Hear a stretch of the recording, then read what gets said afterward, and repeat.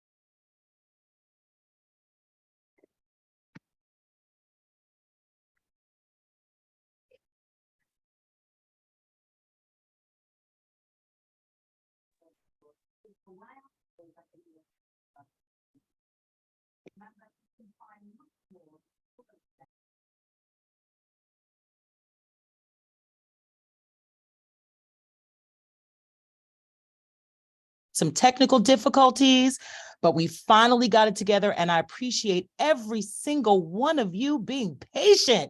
That's how much you guys wanted to learn about generational wealth. So thank you guys, and I'm going to let Vanda continue. She's going to share her screen and continue moving forward. And we are recording this class, so don't worry, what you missed, you will receive in an email.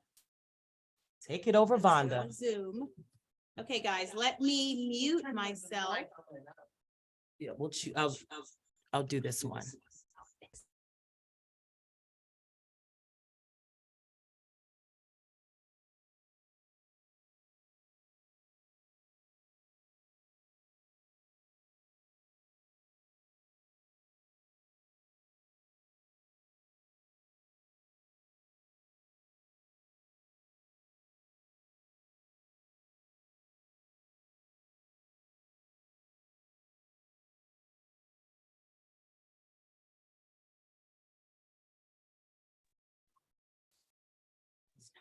Okay, you all in Zoom land. So, oh, you know what it is? It's this speaker. Now, oh no, it's still. Hold on, folks.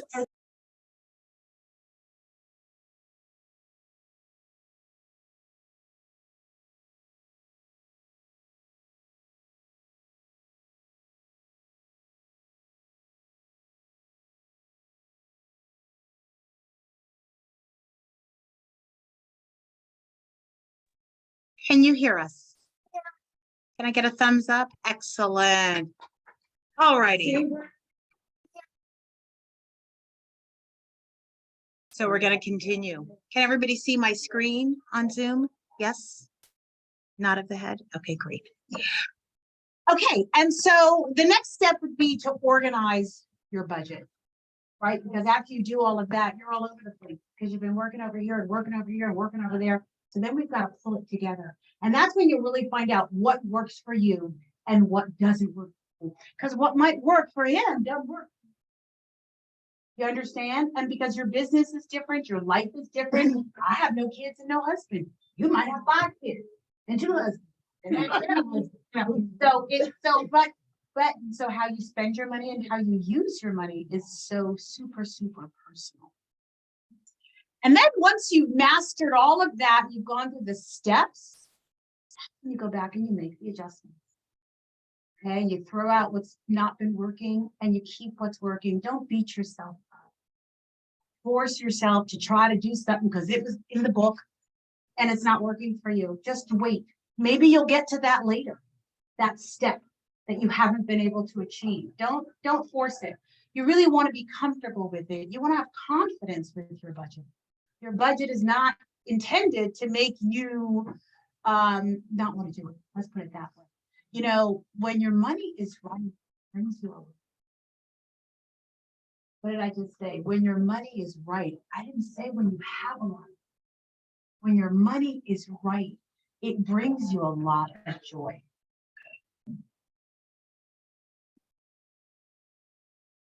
Yikes, here we go. Okay, so there are budget apps. I just wanted to introduce this because I started going through and I was like, holy cow, there are budget apps that can really, really help you. Mint is one. I've actually downloaded that. You've heard of Mint? Yeah. Yeah, that's kind of cool. You got to be careful with some of the apps that that might sync with your bank account. Make sure that you know whether you want that to happen or not, because they be up in your business. Okay. And that can be okay, depending on what your business is, right? You need a budget is also very good. It brings together all of your accounts and helps to give each available dollar a job. We're going to talk a little bit when I say give your money a job. Pocket Guard optimizes your spending and grows your savings automatically. Once again, what are you trying to do? Some of us are really good with saving. Some of us aren't so good with savings. Some of us need to understand how to create more income. Like, we all have our deficits. And when you create a budget, you'll get to see where your deficits are, and then you'll know where to concentrate. Then there's Honeydew. That's also free. Good for couples. So not just couples. How about business partners? That's a relationship as well, right? If you're both doing a business, anybody here have a partner that they're working with, that they share their money with, or information? Oh, y'all are doing good. That's one less burden. And then there's Budget, which is a great planner for personal finance. So just to let you know what's out there, technology, we need to use it. Okay, it can help you. And for those that are like, oh, I'm really terrible with technology, it's like, well, it ain't going nowhere, y'all. So we have to learn it, right? My mom was going to be 85. She's so good. I'm so proud of her. Trust me, we've had some screaming matches over it. But she's so good. I'm so impressed with her. You know, she'll call me and go, well, the Zoom link, it's not letting me. And I'm like, better work. So yeah, it's not going anywhere. You know, just smile and muster through it. So I just wanted to give you an example about how to create a budget. Is that okay that we gotta go through a scenario? Okay, so we've got Anna here. Her income is $5,000. That would be great a month, right? Her take-home pay is $3,050. Okay, so I just wanted to give you a little background about Anna. She's got a job in sales. She doesn't like her job very much, but it pays the bills. How many of us feel like that? Right? Exactly. So she's always loved design and working with animals, and she wants to be designing marketing materials and advertisements for nonprofit. She's got a dream. Okay, right? We all have a dream. Nobody really likes the job, and if you do, you are fortunate. Anna graduated from college, so she's got a bachelor's, and she's been volunteering once a month, so she gives back in some way. That's very important. We're going to talk about that too. Can't be making all this money without giving back, y'all. And that's just the most high in the cycle of energy, okay? So to strengthen her chances of getting this job, she's applying for a job. She's been, you know, honing her interview skills and performing in front of friends to see where she needs help, creating marketing material to show potential employers. And she recently interviewed for a position at a job that she would love to have, but the pay is too low. So this is where we're going to get into the whole budget thing. So remember, she's bringing home $3,050 a month. The new job would only be she would only be making $2,700. And so what's she gonna do? Does she take the job? She wants to take the job. Would you take the job? Job she loves, but she's taking a pay cut. You'll take the job, right? Well, the new job is aligning with her goals and the career that she wants. Ah, she'd have to look at her, what? Her budget. Okay, let's do a little bit of that. Okay, so currently, this is Anna's budget. She's got her housing, she spends money on clothes, and this is what you want to look at. If you're a drinker and you're buying wine, then you need to put that in your budget. Well, because that's $25 a week that you're just, you gotta be truthful with yourself. You know what I'm saying? If your thing is going to that 11 o'clock daytime movie at the theater to save money, that's fine. But you need to put that in your budget if that's what you're doing. How many of us are doing that? Anybody going to that? That's why you smiled, right? Yeah, me too. There's a senior special. Okay, 11. And once you pass 55. Yeah, you get like, I don't know, $8 off or something like that. You know, movies are $25 now, something crazy. Okay. So these entertainment, she spends $500 on entertainment. You know what I don't see here? I don't see things like, what are those secret trap subscriptions? How many of you are paying for some of your software on the computer monthly to Microsoft? Right.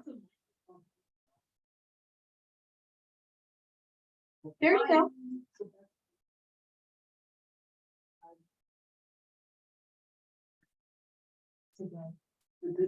Is that right?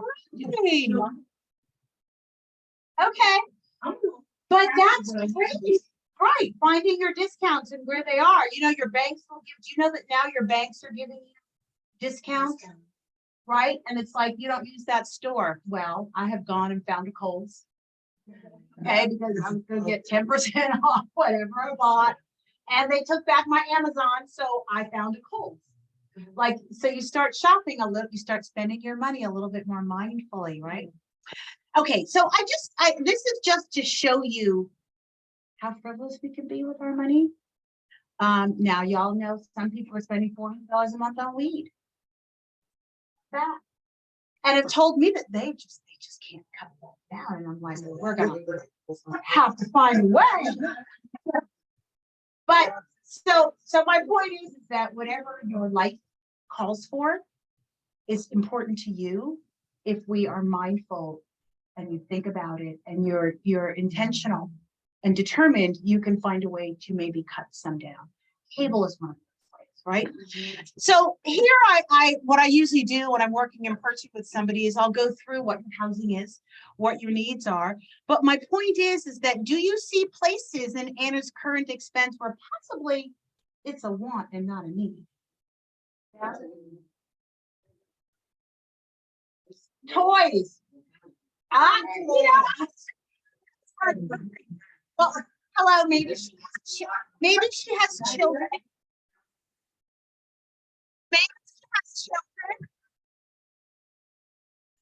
Maybe maybe she has nieces and nephews. How about that? It could be a need, right? Hello, you know, sometimes some of that stuff will help your back out, right? I do know about that. But so we're gonna leave the toys there. But we have some stuff that can't be removed.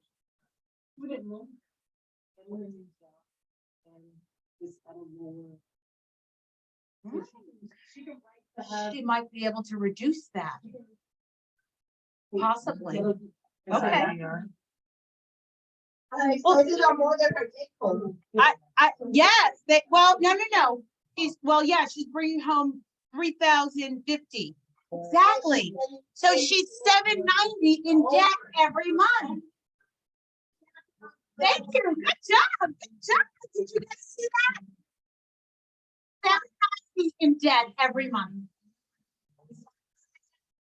How many of us are living below our income, below our capacity? Right?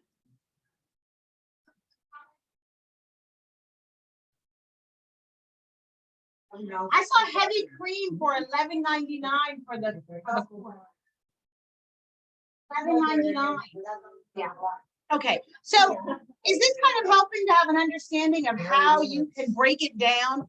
So she's already deficient. But if we look here, there's an interesting note right here. I just want you to show you. I'm not a credit expert. I'm not going to talk about it.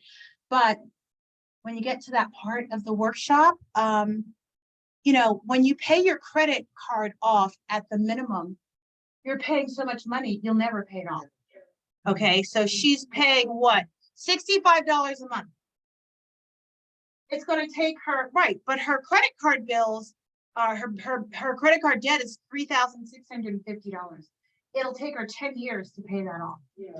If she took some of that debt and put it towards this $370 a month, she'd have all her credit card debt paid off in a year.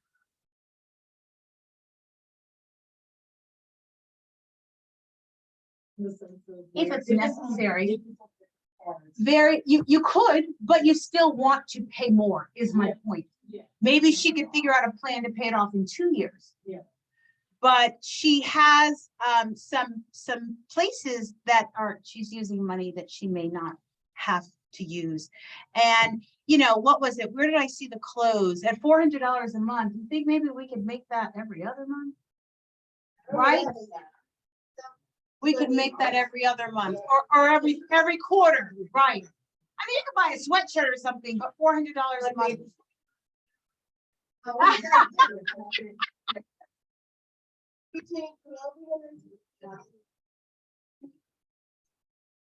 She's over $1,000, so she's not only generous with herself, she's generous with too many other people.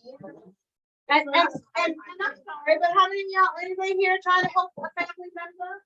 And they should, right? Because sometimes we get caught in that. Mom needs, or my brother or my niece is, you know, and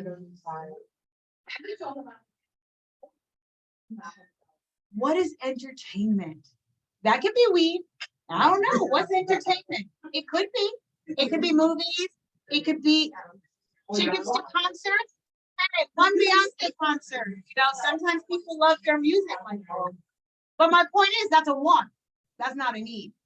So if I want this job that's only going to pay me $2,700, I could figure that out, right? I could figure that out and maybe just do my entertainment. Even if I hacked it, that's $1,200 a year that I'd be saving. Or no, I'm sorry, over $2,000. That's $2,400 a year that I'd be saving if I cut my entertainment down to $400. Okay, so I just wanted to give you an idea of what that looks like when you start to work on yourself. So there are 5 strategies for building wealth. Actually, there are many strategies for building wealth. I picked the 5 that I think are really great to begin and to start your strengthening. Developing multiple streams of income. What does that mean? What is that? How many streams of income should we have?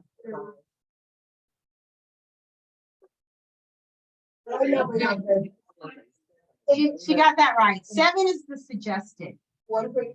But but wait a minute. It's interesting because you're thinking, it sounds like you're thinking of physically working. Oh, okay. Good. Yeah, we're not doing that because we've learned about passive income, right? You know, or how about maybe it's not a job, maybe it's your money just making money. Oh, what kind of vehicles can do that for us? The best one is investing in yourself, though. We're going to get to that too. Okay, transforming your mindset is a great strategy. Sounds so simple. It requires a lot of work. We know that there's a psychology behind how you feel about your money, how you treat your money. We're going to get into that a little bit. I'm going to drill down and share exactly how that works. It's not your fault. Okay, it's not your fault. They didn't teach us. So the fact that you're here, some people don't even get here. Okay, in fact, probably the people that raised us didn't ever get it. We're here. Okay, so we have to be compassionate and give them grace, and then take this back and teach them. Because once you get it, especially if you have children, we have to teach our children. You've got grandchildren. That's the key, is bringing it back so we can teach our families. That's how I started research. I needed to make sure I was going to be good, and then I went back to my brother and his nieces and my mother. And you know, the elders aren't necessarily coachable. You have to be determined.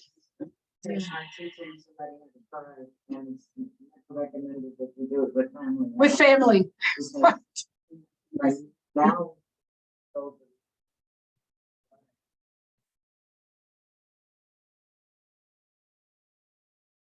Yes. But because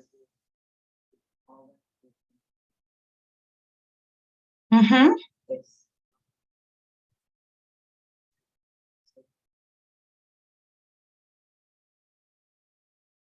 Okay. Well, you know, there's also some work that perhaps can be done around receiving, because ego is real. We're human. There's that too. And the thing is that when you pray or whatever you do, saying, I need to figure a way out, it's not always your place to figure out what that way is. And sometimes it may look like your child. I'm just going to leave that there. Give your money a job. Right? Giving your money a job. We're going to talk about that a little bit too, because you think you're the only one that has a job, and we be doing it. We just don't be doing it enough. Right? Make your money work for you. Right? When you pay your rent, you're giving your money a job. You know that $800 or $1,200 is going for rent. Hello. And that money never gets to deviate from that job. Right? So how about we do that with a couple of other things that benefit us instead of them, or instead of $500 on entertainment. And pay yourself first. This is my favorite one. We're going to talk about that too. And then last, we're going to touch on exit strategy. What's an exit strategy?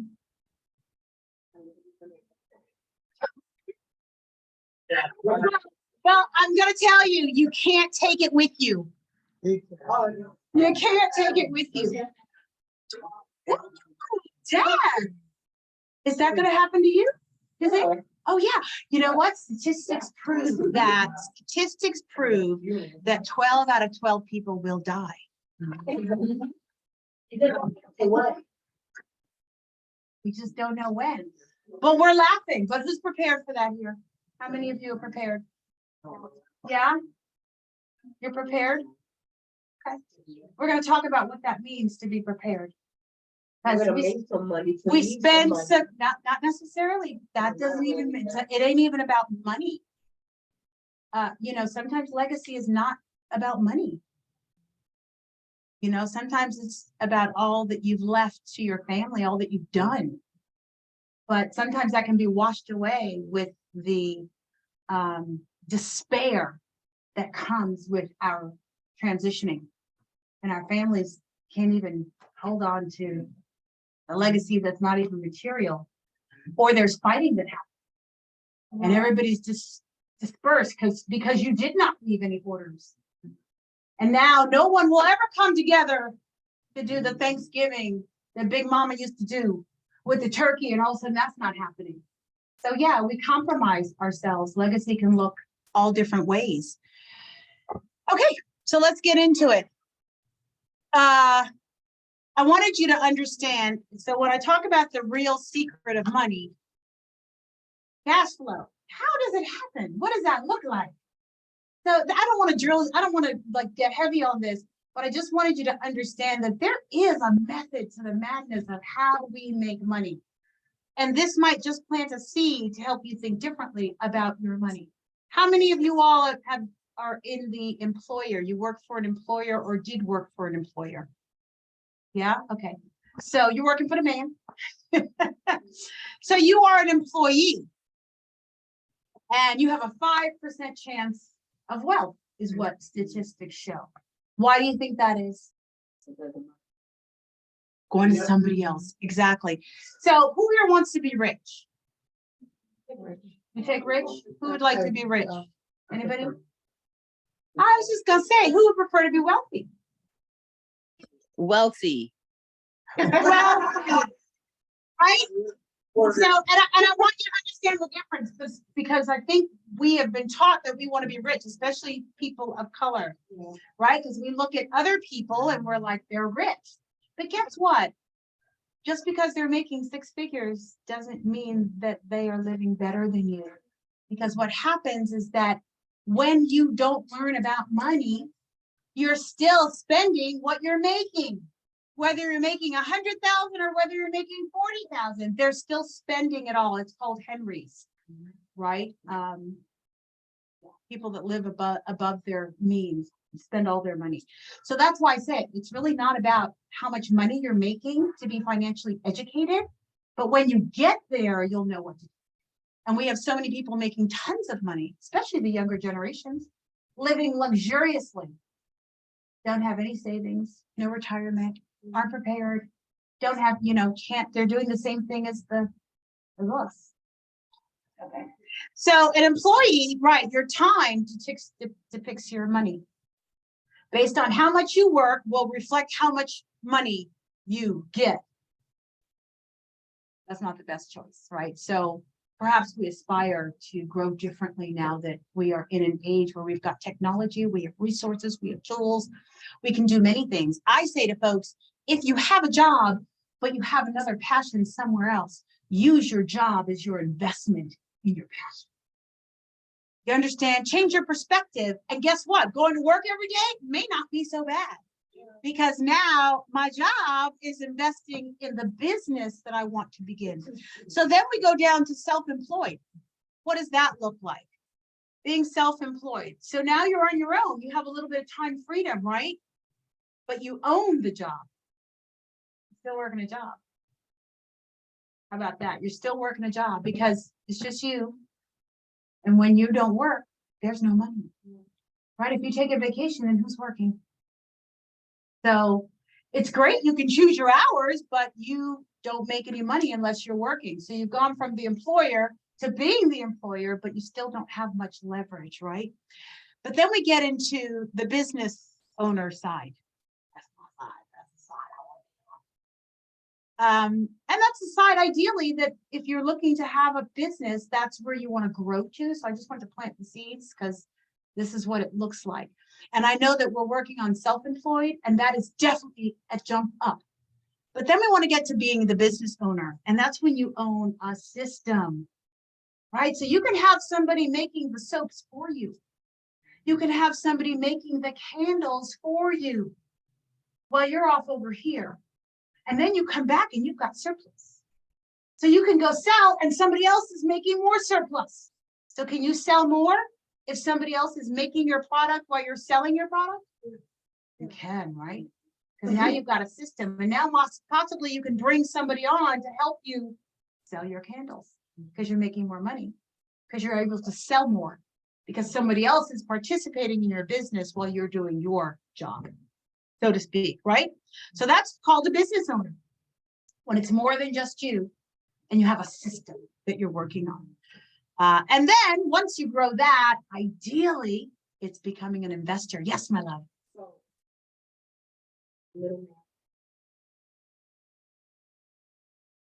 Yeah, usually when you're self-employed, there is no middleman. You might find some help, but it's just, it's not consistent. I used to sell t-shirts on 125th Street at the Apollo for 7 years at a table.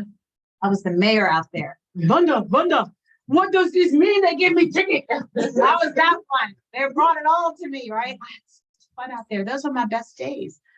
But I was building, and I was really clear, and I was doing financial on the back. I was studying to get my license and doing all that. 7 years on them streets.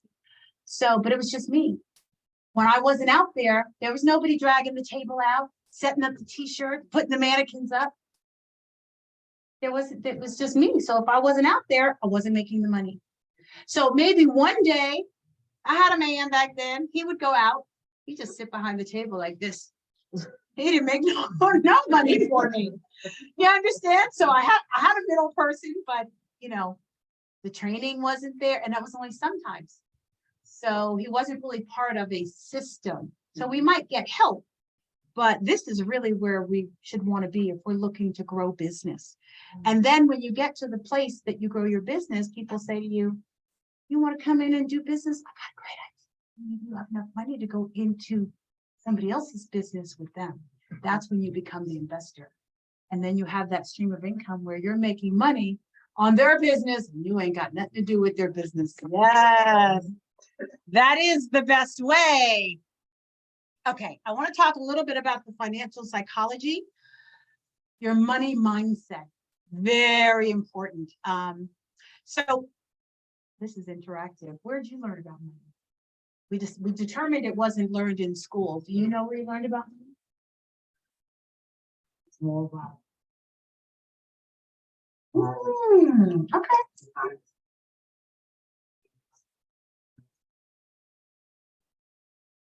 Hard way to learn. But we learn that way with mistakes all the time in our daily life with other things, relationships and jobs and school. So good point. Good point. Anybody else? Family, how did your family teach you about money? My father was a big number. Daddy was a gangster. Okay, I'm sorry. I was projecting.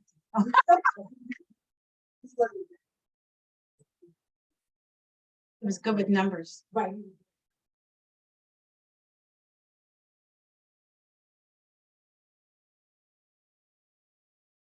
But it's-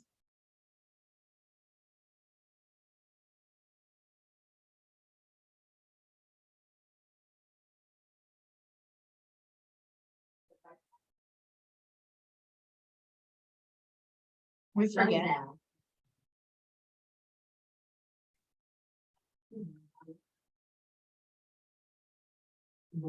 Yeah, there's that. Right, not that I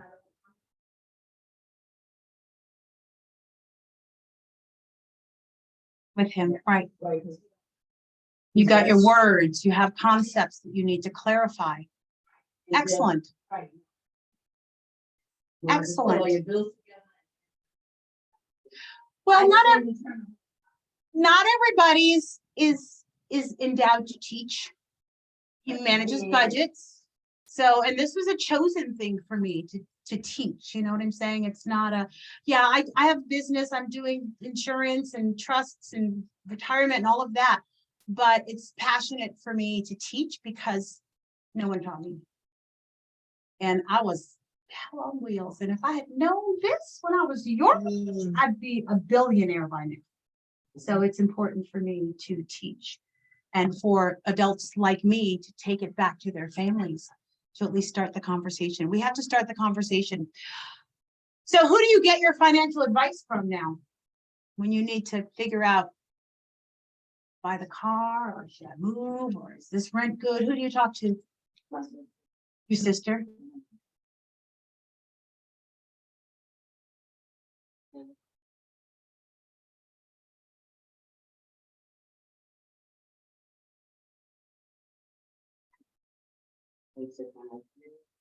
Mm-hmm. Also, you guys have cable. Cable. Thank you. First. Amen. So. Under the mattress, right, in the titties. Under bank. Right. Yep. And getting into allowances. Didn't have allowances. Allowances, ooh, And, yeah. who had an allowance? I had an allowance. We had it. And the- Ah, a susu, yeah. The little community. Well, that's great, because you couldn't touch it until your hand come up. So I taught you about putting money away and not being able to have access to it, which is best money. Okay. So the key is self-awareness, to really just be aware. The fact that you're here right now, you're gonna walk out much more aware than when you got here. Because much of our emotional world is unconscious. So let me share with you that because I've studied the psychology of money, we begin to learn about at about the age of 3. We don't have the words to identify what we are learning and what we are understanding, but we're learning about money from the perspective of survival. How many kids have you seen that just go to the fridge and stare at the fridge? It's either full or empty, right? That right there is telling them something. Or you got a mama that says, we can't afford that, put it back. I ain't got money for that, put it back. Heard that? Right, when you start paying the rent again, you can say something. All of that language that we heard is teaching us something about what money does in our family. I'm broke, I can't help you. Broke word? Who uses that? Who uses that word here? Hearing that a lot, right? So I'm going to tell you that words are power, right? When you speak, when you write, you're spelling casting a little spell, right? Because for those that believe in the Most High Source, God, the Almighty, the Divine, how do they distinguish a prayer from your complaining? How do they know the difference? How does he know the difference? I don't have it. I'm challenged right now. It is because you're, and just like when you pray, right? You're really earnest. You're putting something out there. Well, you're doing the same thing when you speak negatively about your money. Because no, we I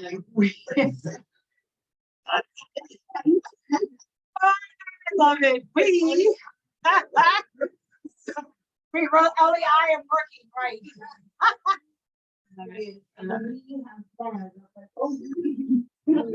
But money is energy. And so without you, it has no power. If you leave $100 bill on your dresser, what does it do? Is it doing anything? Is it creating anything for you? Does it have any value? Other than it makes you feel good to know that you have it. Yes.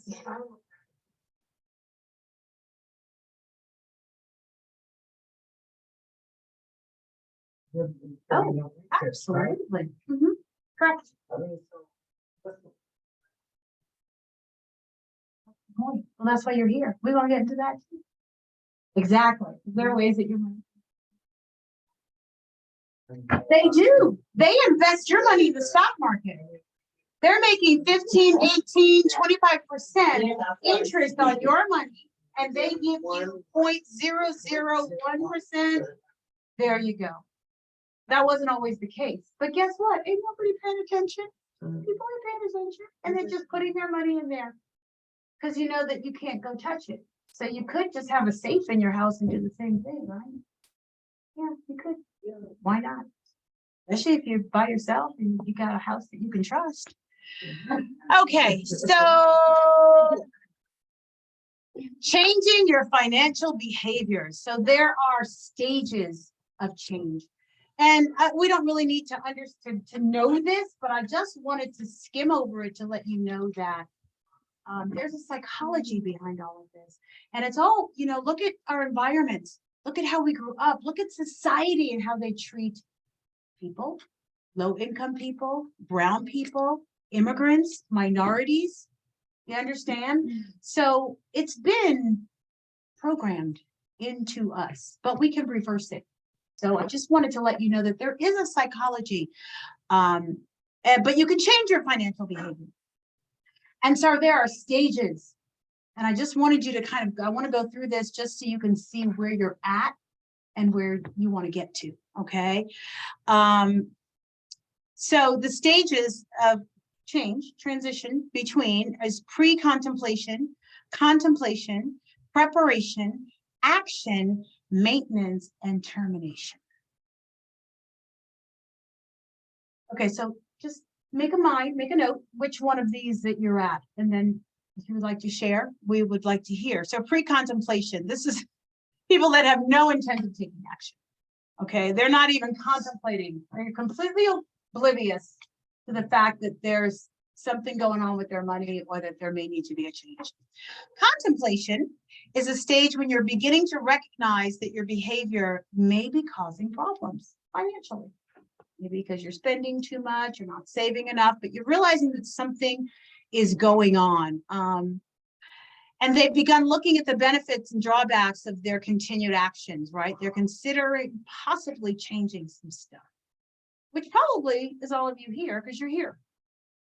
Then we look at preparation. Well, those are the people that have reached the stage where they're developing intentions. They're setting goals for themselves, perhaps. Procrastination can delay the movement into the next phase indefinitely. Okay. Then there's action. So by the action stage, people have made some modifications to their behavior. How many people feel like they've made modifications to their behavior in the last year? Yeah, good. Congratulations, because that is really huge. And once you start doing that, you see that, are you satisfied? Do you see the progress or a little bit of victory? You do. And it makes you want to continue because you've seen, yeah, that's It feels so good. And then there's maintenance. So once you reach that stage where you've changed your behavior, you have to have a plan to maintain it.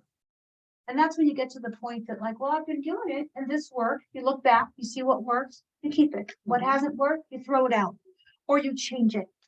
And then the termination is different than the way it sounds. That's when you get to the positive behavior.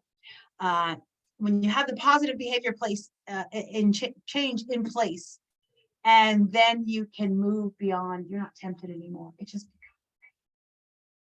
just becomes normal, right? Like I've been saving for 10 years just because you do, right? That's a beautiful place to be.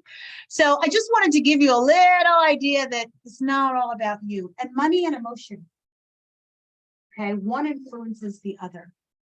So your emotions are tied to your spending, and your spending is tied to your emotions. And there is no way of getting around that. That is just part of the human experience and part of our journey. But we can learn how to control that once we understand that it's real. Like this isn't somebody made, this isn't like it's real. So there are 8 major emotions, which is, what is it? 1, 2, 3, 4, 5, 6, 7, 8. Trust, fear, surprise, sadness, disgust, anger, anticipation, and joy. How many of y'all get that income tax or that bonus and you're like, what are we doing tonight? What are we doing tonight? You know what I'm talking about though, right?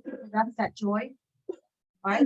And it could send you a little out of pocket. Next thing you know, you went out last night and spent $400 because you had $2,500. And like, so, but just understanding sometimes that like, wait a minute, that's an emotion that drives you to maybe spend too much. Or it may be, the other way where fear and you become really tight because you're afraid. I had a roommate once and she grew up in a very deprived household with 5 siblings. And she had the lights turned off all the time. And that was her experience as a child. And her biggest fear with us living together was that we didn't have enough, that she wouldn't have enough money and the lights would go off. She'd get kicked out because the rent wasn't paid. And I was just kind of like, I didn't understand. But that was fear, and she operated from fear. Every dollar was like difficult to get out of her hand and just for what was needed. And that's not necessarily a good place to be either, because, nothing closed hand, nothing gets in and nothing gets out. Right. So I just wanted to, once again, make you aware. So what happens when we're grieving? That's a hard time too, right? I don't know about you, but after a funeral, I want to go out, drink and buy something right. So I'm going to get that restaurant bill is expensive or that purse or something making me feel better. Or a breakup. Right? How many people have done something crazy after a breakup? Got my tongue pierced. It cost me $40, right? I'm just saying, like, he wasn't even worth the $40. Okay, so just making some mental notes. So give your money a job and identify and remove the negatives. So what are the negatives? Your anxiety.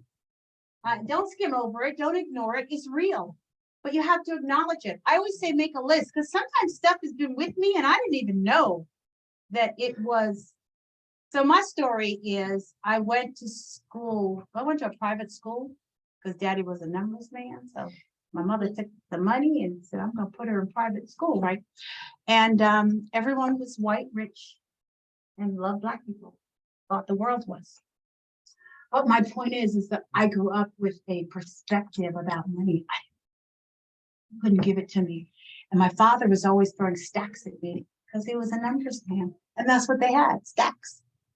A stack of 100 of dollar bills, rubber band, 100 of them. You're 6, 8 years old. That should be like, oh, I didn't want it. That made me mad.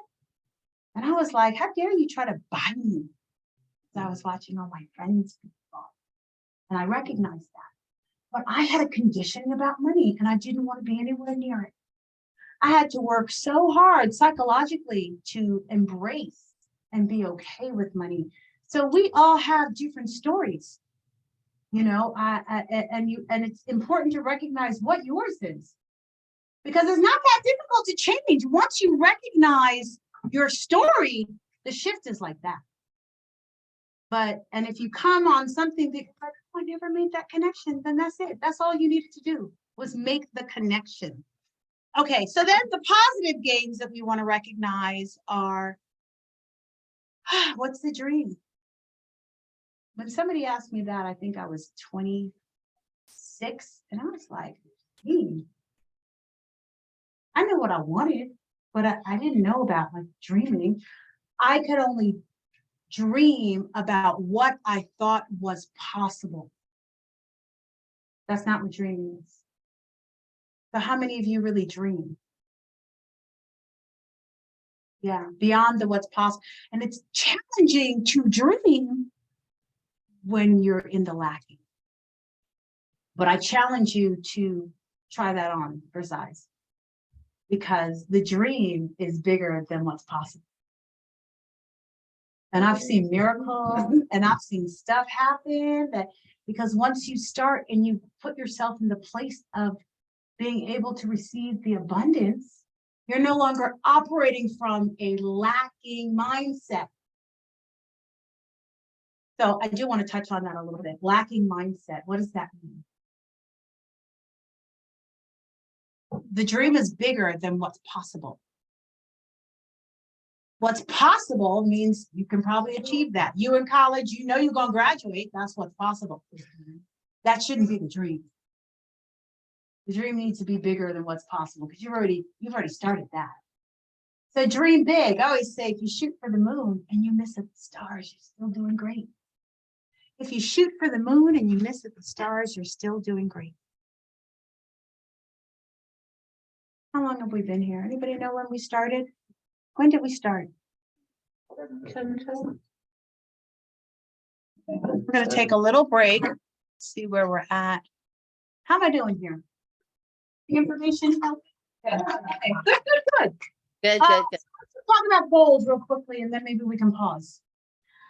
Because we talked about setting goals for your budget, right? But what does that really look like? There is a system. I mean, some of you may have it and you just can write your goals down because you've been thinking about it for a little while. But if you're starting, write all your goals down. Keep them in mind as you develop your budget. Involve your entire family, whoever's in your household. Let them know, because having them understand that, oh, she on a budget.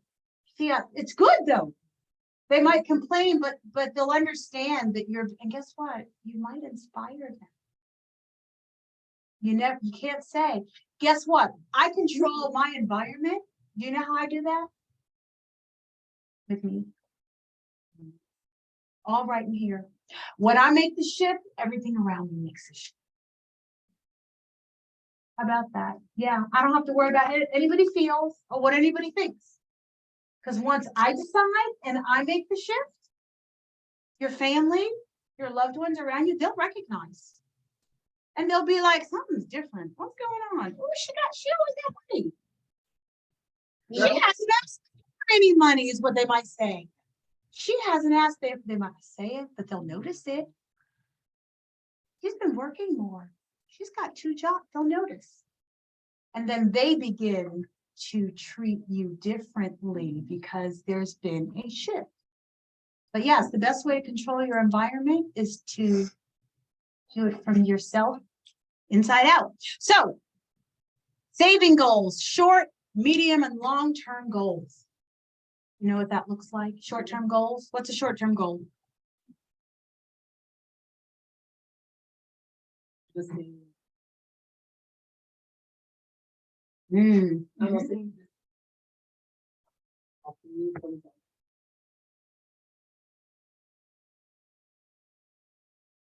Coffee. Well, that's good for saving.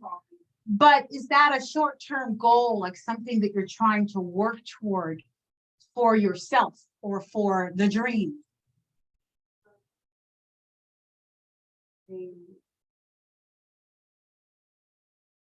Or how about saving for that Beyonce concert? That's a short-term goal though. Because it's, the concert hopefully would be kind of soon within the next few months or 2 or 3 months, right? If you start saving. I don't know how much your Beyonce tickets. 1,000?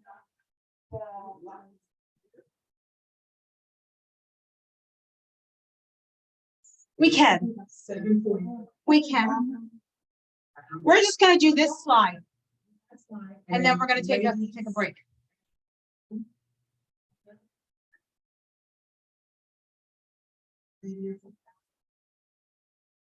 We get to eat.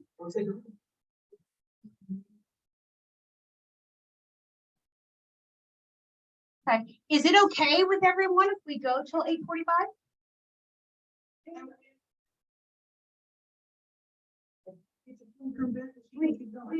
We could, it's up to you. What would you like to do? Consensus. I think we can work. Do you wanna go get, so why don't we take 15 minutes to go get food and then come back and we can eat work? We could have a working dinner. Family, so, oh, I see some chats. If we forgot to check on the chat, we apologize. We'll check it out. Oh, okay, I see people. Okay, I see people putting stuff in there. Love it. So, Zoom family, we're gonna take a quick little 15-minute break. Oh, I don't know if they can hear me on that one. Zoom family, break.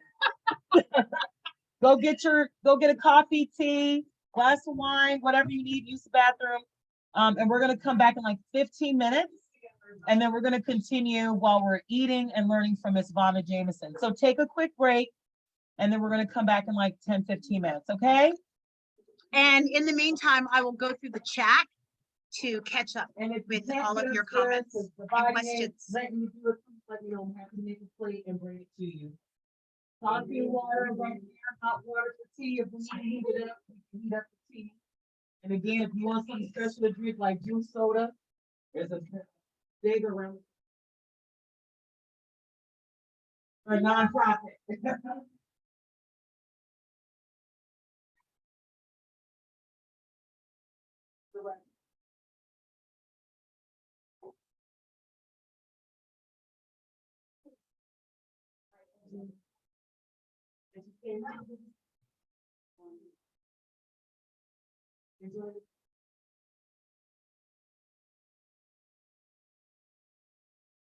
Oh, wow. We had people in the waiting room.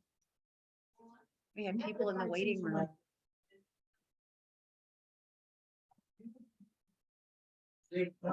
All the,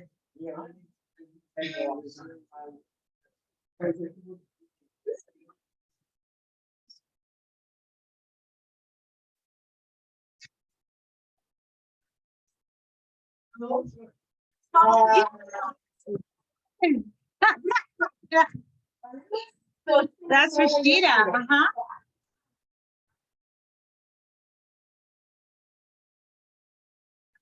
Are you?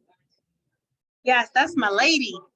I started with her about 3 years ago. Her daughter introduced me to her. And said, can you go and sit with my mom and help her? There was some stuff going on with the co-op, and and I was doing a pop-up street fair. And I had a financial table, and here she came whizzing through, looking beautiful. Always, right? Always beautiful.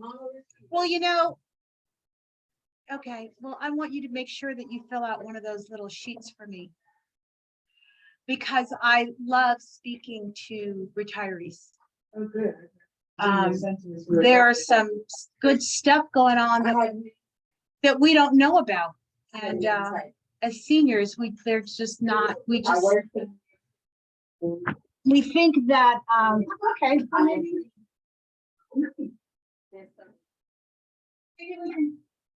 Parlay the parlay.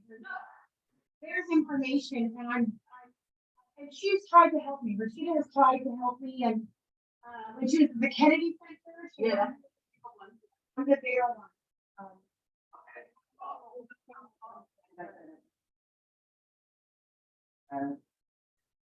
Yeah.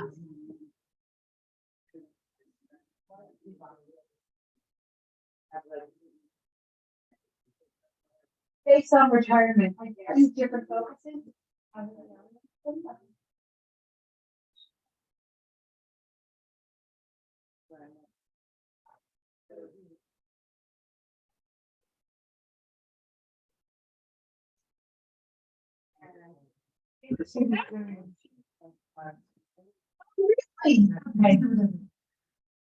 Yeah, I remember I helped you with some graphics. Yeah, that's my lady.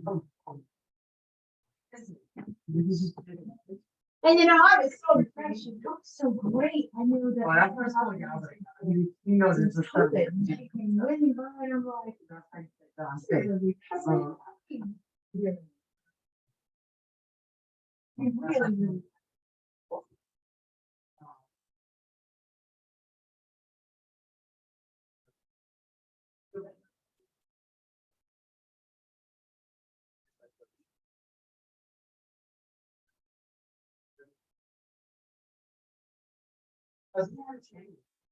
You did that on the box.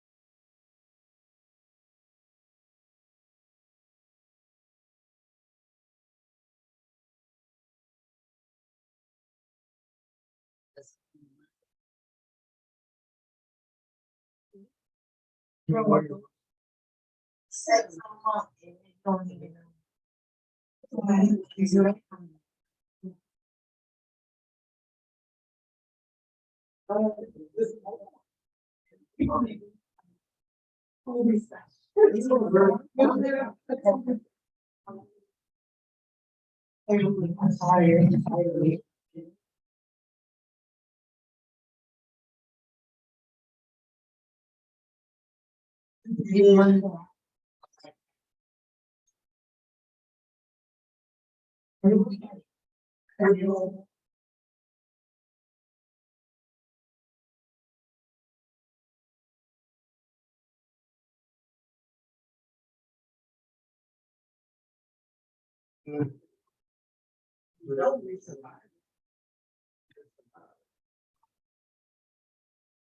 Know that.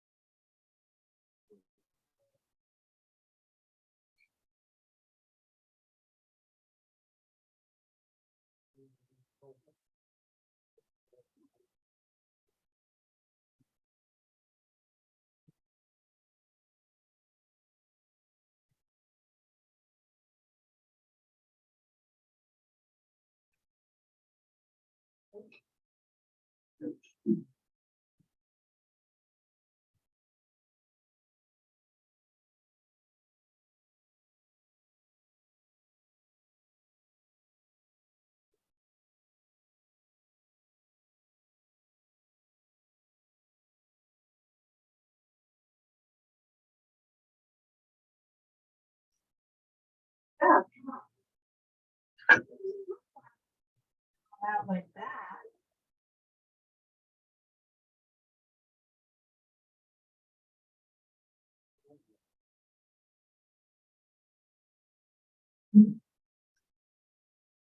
So guys, you found a little like this. How would it be? Could you fill it out and make sure I get it this evening? So folks, if you're back, are they back? I don't know.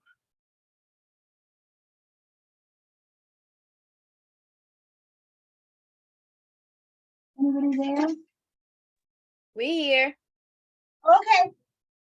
So, we have these forms, and they're not there, but I would love for you to share your name, your date of birth.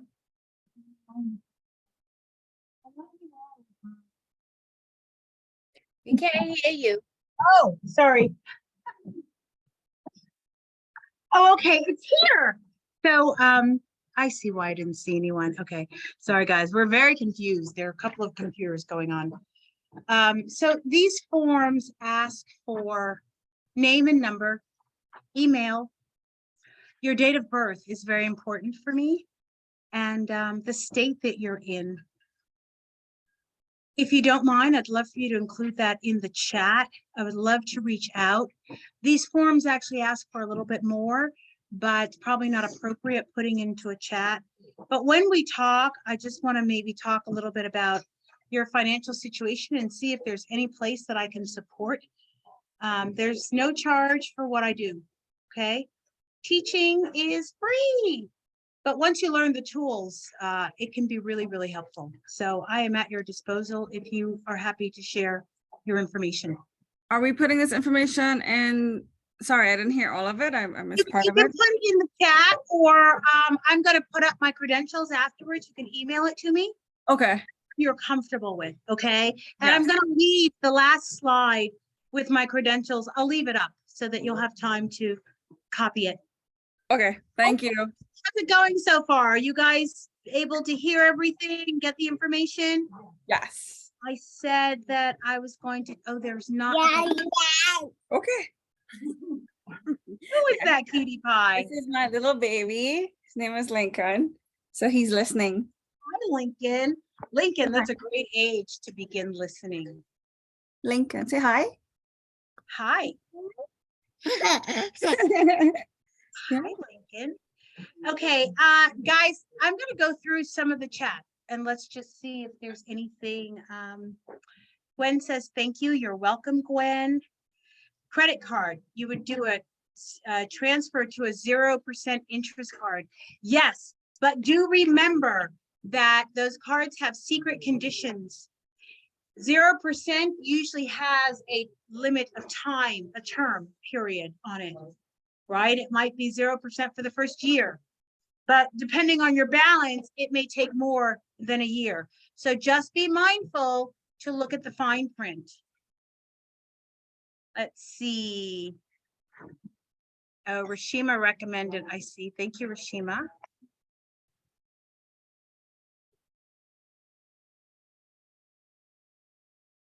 You know, I've never used, someone's asked to speak a little bit more about investment apps like Stash or Acorns.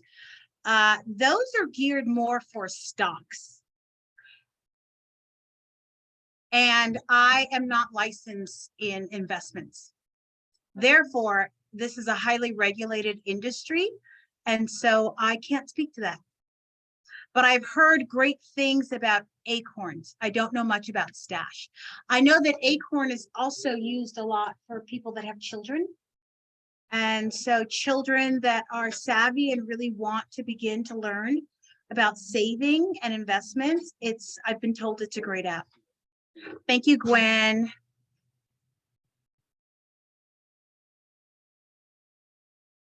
Thank you for your service and interest in regards to the budget. TikTok response, where do we learn about finances? Yeah, how about that? Where do we learn about finances? I think TikTok is great for that. It's a Especially, trigger. I'm sorry? I think it's a trigger, meaning like it's like a 10 seconds that says this is the thing, how to think about something differently. And I know that it's, Yes.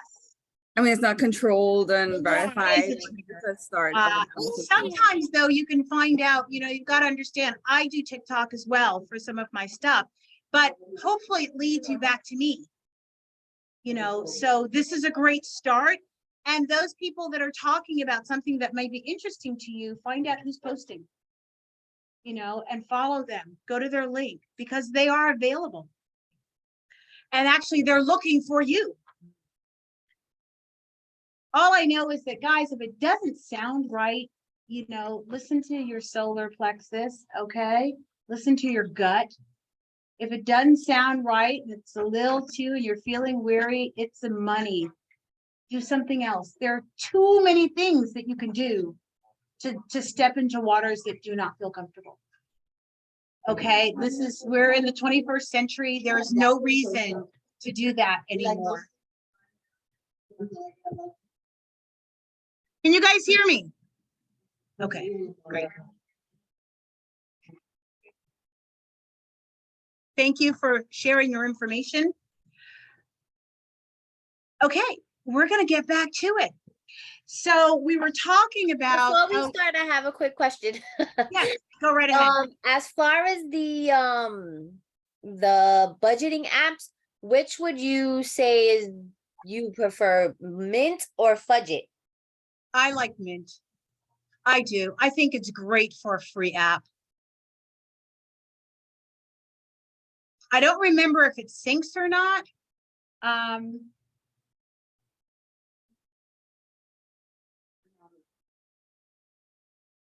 Yeah.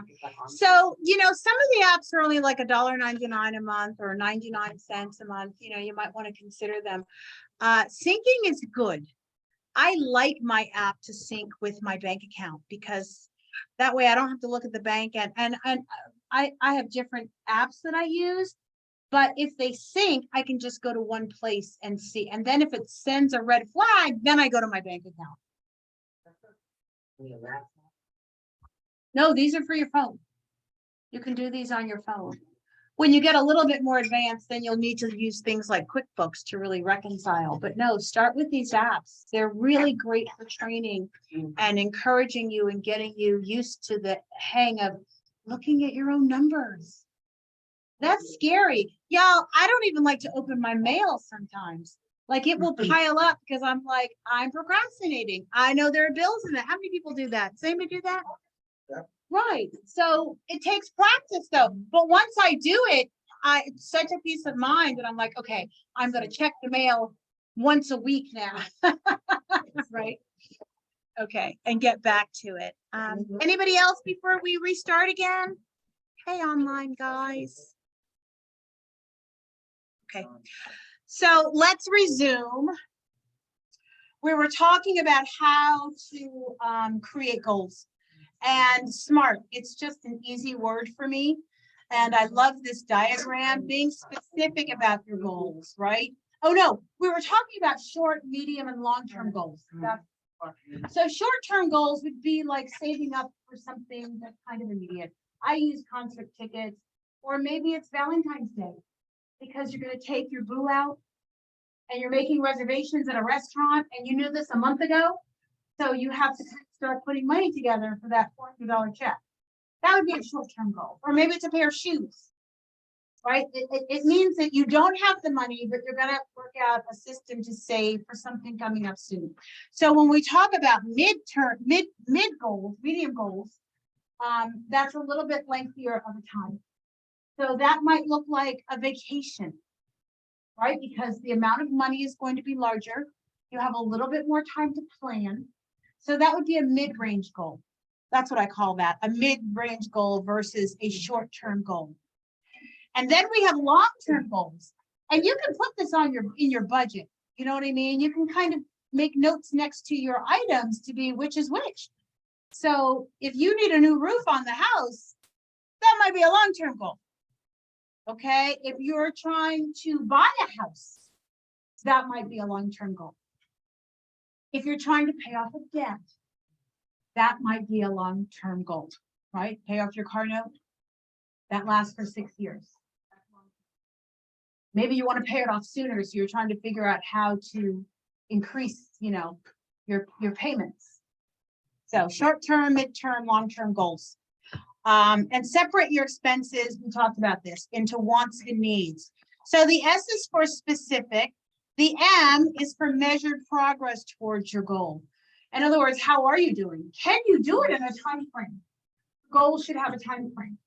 They can't be ambiguous. You don't want to give yourself, unless it's a long-term goal, but you want to decide what that is. Because sometimes goals can hang out there. And then after a while, it's not even a goal or you forgot about it. So that's what do? We go back and we make adjustments, right? And are your goals realistically achievable? This is not the place to dream. Okay, I'm just saying, when you start doing your budget, yes, having your goals and dreaming big to know what the vision is. But when you're making your budget, you're doing your budget figure out how long you're doing it. Is it a quarterly budget? I suggest an annual budget, but maybe you want to start with 6 months. Maybe that's as far as you can see. Do 6 months and see where you're at. Yes.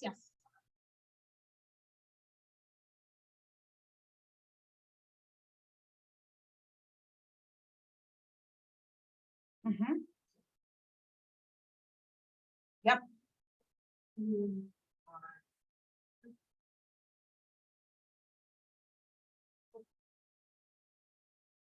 Yep, excellent. Excellent question. How do you do a budget? So when you have your income coming in sporadically, or perhaps let's say you're a seasonal worker, right? And during the winter months, you're not making the same amount of money that you're making so there are all sorts of circumstances that can create a fluctuation in our income when we don't work for an employer. What I recommend that you do is look at last year. Figure out how much you made, or when are your healthier months, because maybe you are seasonal. And you take your money and add up your estimated income from the year and divide that by 12 and figure out how much you should be putting where every month based on your income. So in other words, your income may not be $3,000 a month, because in the following month, you might only make $800. $1,000 last month, you're only making $800 this month. Maybe next month you only make $1,200. So there's always a fluctuation. This is how I had to live for a very long time. So what I did was I would kind of gauge, once again, that's not a budget that you may not want to work for an annual for the whole year. It may be best to just do a 6-month budget, because that's all that you can foresee. I was a caterer for 30 years. I had a company called Delicious by Vanda, right? And yes, pretty sexy cakes too. That's really delicious. But so Delicious by Vanda, I knew that in November, December, January, I was going to be making money, because I had Thanksgiving, Christmas, and New Year's. So for me, I could look back and see that, well, these are my clients. They call me for Christmas dinner. They call me for Thanksgiving dinner. I knew that I was going to be doing a summer event or whatever. Block party happens. So, there's some staples that and you take those numbers and you average them to figure out your average income for that 6 months or for that year. And then divide there, because the idea of your budget is to be able to pay your bills.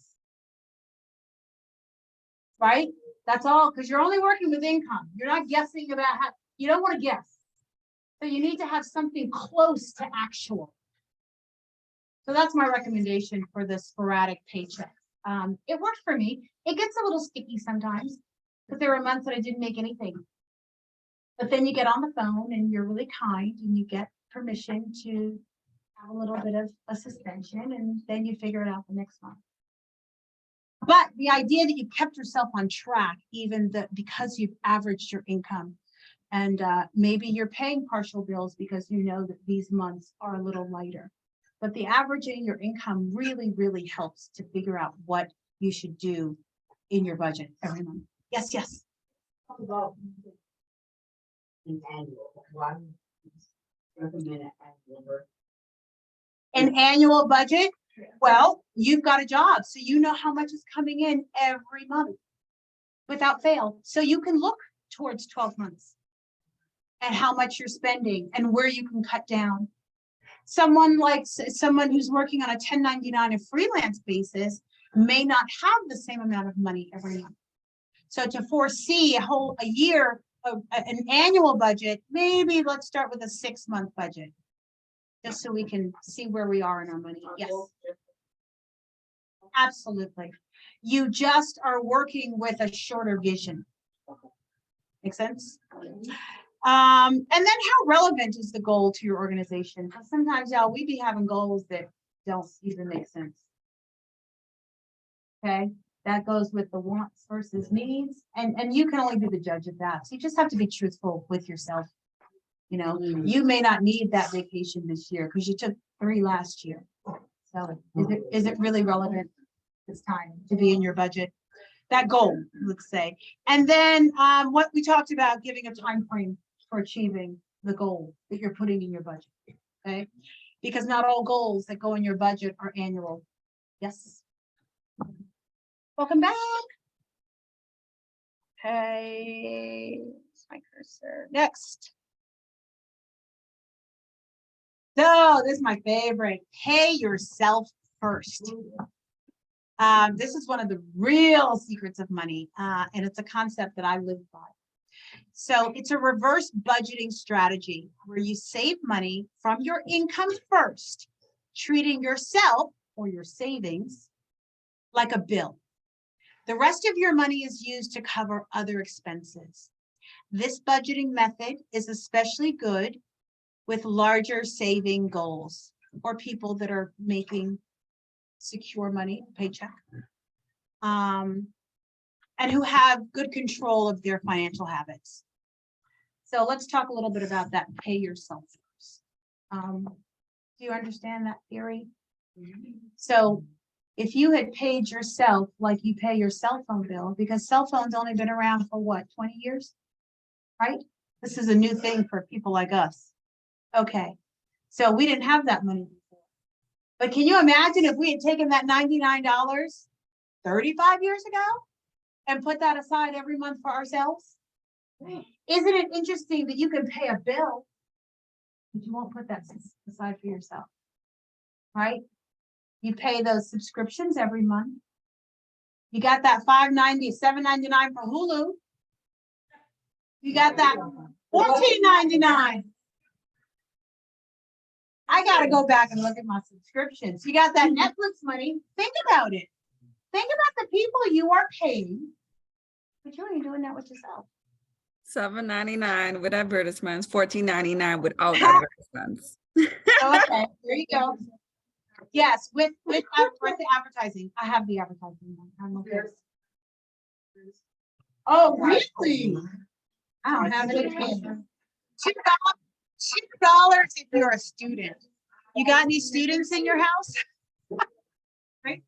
So here we go. We're thinking. You understand? So think about the idea of paying yourself first, but the financial education helps you understand where to put it. We're gonna talk about it. This young lady over here. Put it. But yeah, we pay the rent without a beat. We pay that cell phone bill without a beat.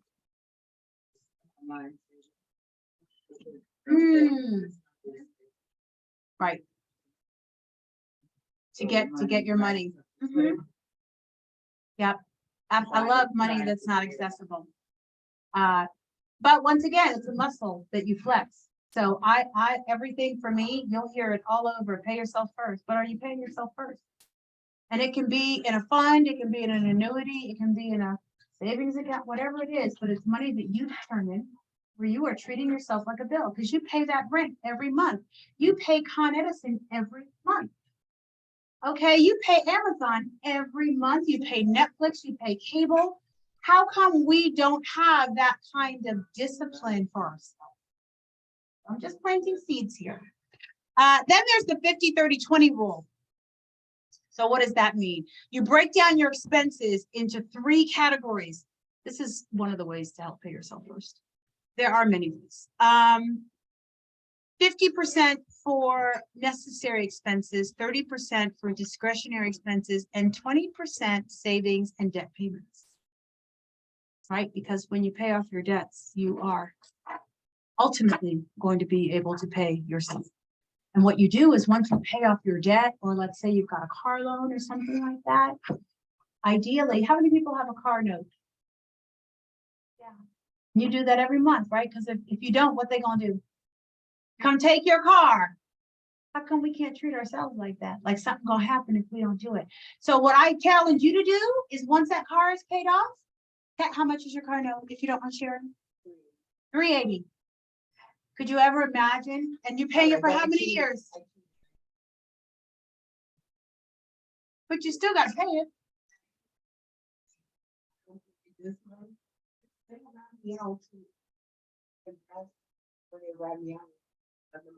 Right, under your personal. That's true, because you're a business and they really want to keep their business accounts. However, the money's coming out of somebody's pocket. Okay, so that's what I'm talking about. So how many years on your car note?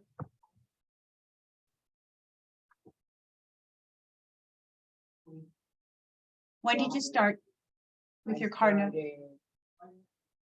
Okay, so 3 years you've been paying $380 a month. Right, so once your car note is paid off, can you pay yourself $380 a month? Because you've already been doing it, right? Right, doesn't that make sense? Why not just keep paying it? Treat yourself like a bill. We don't do it. So we have to become aware and understand the long-term goal, right? What the vision is. Because most people think about, oh, I can't wait till I get paid off. I'm gonna have extra money. Well, fine, have extra money. Pay yourself first. And there are places, like you said, you don't even have to find extra money.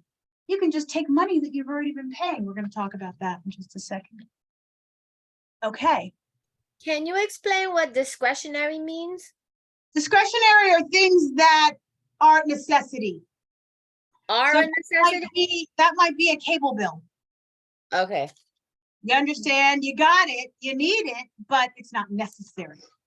Or you want it, right?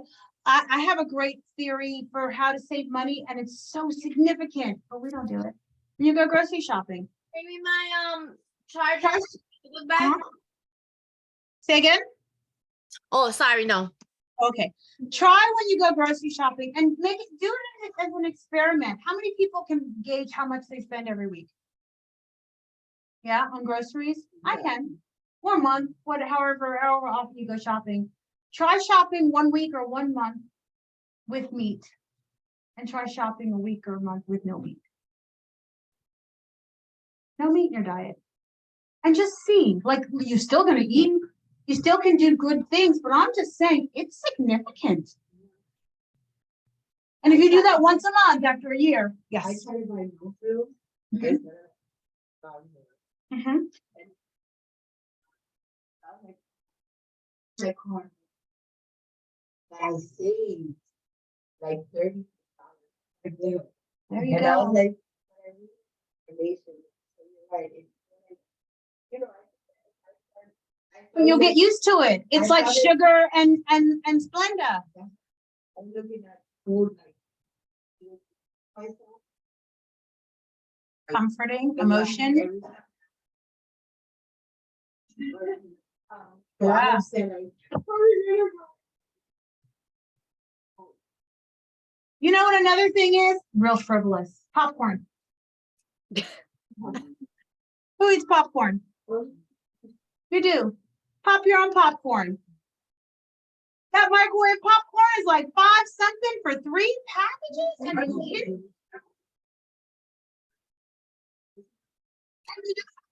I have a pot and some oil and a towel. Okay, and a bowl.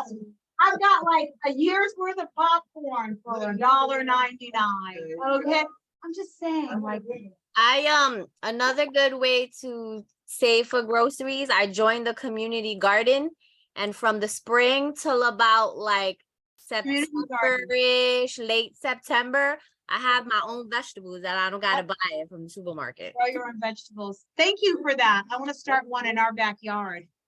But little tricks, you know what I'm saying? Because vegetables are expensive. Herbs are expensive. Rosemary, basil. I'm like, what? Cheap as parsley.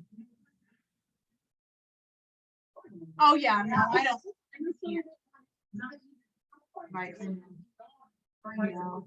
You guys, everything in your supermarkets, like Key Food, is already 30 days old. Yes.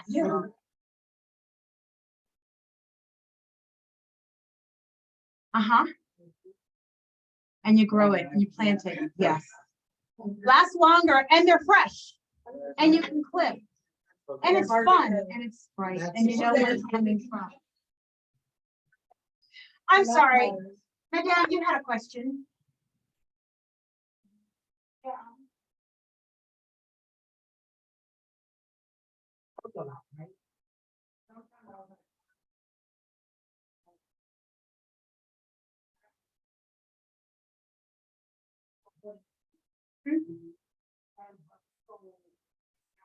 What, I'm sorry, hey, back up. So, and what did you come up with when you asked that question? There you go.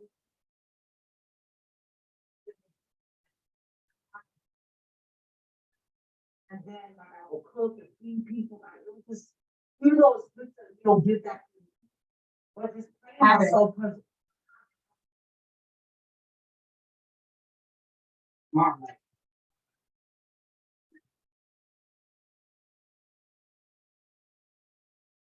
So bad. Yeah. We don't grow up. Good for you. I Yeah. like.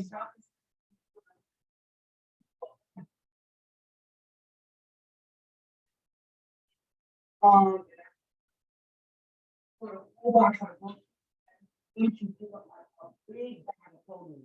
It's 10. It's fine, we have to keep. Open the file right now. So start at give me the files and then I can do this thing. And sometimes you can help people, guys, if you've got produce that you don't. I'm always, you gotta give that. You have to give that. People that you know. People that you know, they might. So the other way to pay yourself first, because when you think about, well, how am I gonna save money? Where I'm gonna get that from? You don't have to. We just talked about it. Reallocate funds.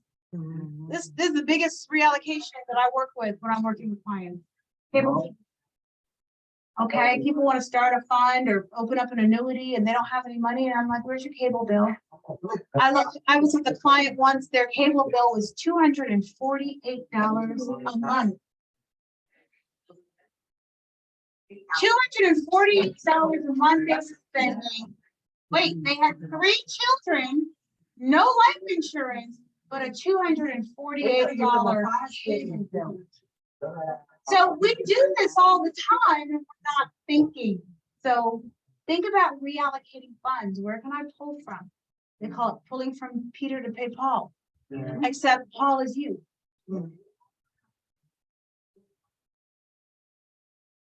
Hello, you can go buy an antenna cable for $19.99. Go buy an antenna, put it in the kind that sits in the window with the rabbit ears, or now they make them a little bit more streamlined. You laugh. Hello. I got rid of my $135 cable. I bought because broadcast TV is free. Yeah. It is legally, it is free. You cannot take it away. So once you put the antenna in, but there are other channels, especially if you have a smart TV, you go up to like 900 and you're like, oh, like, I had no idea. And there's satellite TV. So when you get or you buy a Roku TV, or so you get the Roku, like, so there are ways, but once again, we'll talk about reducing a cable bill from $150 or $250 to $55, $65, you know, with 1 or 2 subscriptions. And I did it with my mother, and she just is happy. She got all the Judge channels now. So for future financial goals, for wealth building, we're going to get into that for these last few minutes. Wealth building goals. How do we build wealth? Retirement. For those young people, there will be no Social Security when you are my age. I'm 61. I'm 4 years away from 65 retirement. But let me just say that retirement is not what we were taught anymore. Retirement has nothing to do with it. Retirement is about how much money you save, which is why people can retire at 40, people can retire at 50. Some people retiring at 35, based on how much money you've saved. But what I'm saying to you is that Social Security is targeted to be defunct, disengaged. Hear that? Social Security is targeted to be disengaged. They're targeting 2034. So what will you do to supplement your aging? And your generation is going to live to be, I know I'm going to live to be 100. We're going to live to be 100. Especially if your grandparents were what, 85, you figure? No? Well, you can look at your ancestry to figure out your lifespan. At least that's how they do it. But you look at how long, if your parents are still with you, your grandparents, if you've got grandparents that are in their 80s and they're still there, you know what I mean? Chances are every generation is another 10 years. So when I look at I'm like, I'm going to be 100. I've proclaimed 112, but I'm going to live to be 100. So how much money do I need to live to be 100? How much money do you need to live to be 100? Well, if you had a budget, you'd know. Right? If you had a budget, you'd know, because you would know how much it costs for you to live on. And as you get older, you'd know how much you need to reduce. Inflation. You add 2 to 5% for inflation to your budget every year, because your income will increase as well with inflation, right? Every year you get like a 2% raise, or every other year, or something like that. It's never enough. But you can Google what the rate of inflation is, because at 1 year it was like 7%. So it does change. But yes, you want to add a cushion for inflation. Because guess what? Everybody else is going to add it for you. But yeah, so you're going to live to be 100. If you have a budget, then you have an idea of what you'll need. Because if you know that you're spending $3,000 a month to live on, then that's what, $36,000 a year? Well, Social Security only pays $14,000 on average. So where's the rest coming from? And now we're talking about not having Social Security. So how are you going to do that? I want you to think about that. Yeah. No. So do you remember? What they're going to do with all the money that we're putting into it right now? Yes. I don't know. If you have a 401k, what happened to that money? Does the government ever give you From us. if they lost on your behalf? They don't give it back to you. That's a wash. They might figure out a flat rate plan, but my point is, it's not going to be able to carry you. It doesn't carry folks now. For the people that are living on Social Security, they can barely make it. For most people that have come out of the workforce in this generation, my generation, that have worked for an employer, they might have a pension because they work for the city. But they're even stripping pensions down. You used to be able to have a pension and your family could get it if you passed away. They're terminating that too. No, you got a pension, you gonna die, ain't nobody getting nothing. How about that? So just be mindful. The same way they made health insurance mandatory. Do you remember that they did that in the last 7 years? They're about to do that with retirement. Okay. It will be mandatory. It has already happened in Maryland and a few states, but it will become national. That means that you will have to have a retirement plan in position, or you'll be fined. Or you'll be penalized. I don't know how long it's gonna take to happen, but it's already happening in Maryland. It's called Maryland Saves. And so it's one of the conversations that I'm having with people and family. And so I encourage young people, you have to start saving. And I'm gonna share some places that you can do that. So retirement plan is a good place to save. Your emergency fund, good place to save, right? You gotta save for that. Savings accounts, structuring them. A bank is not what I call a savings account. And life insurance. One of the best ways to save. And most people.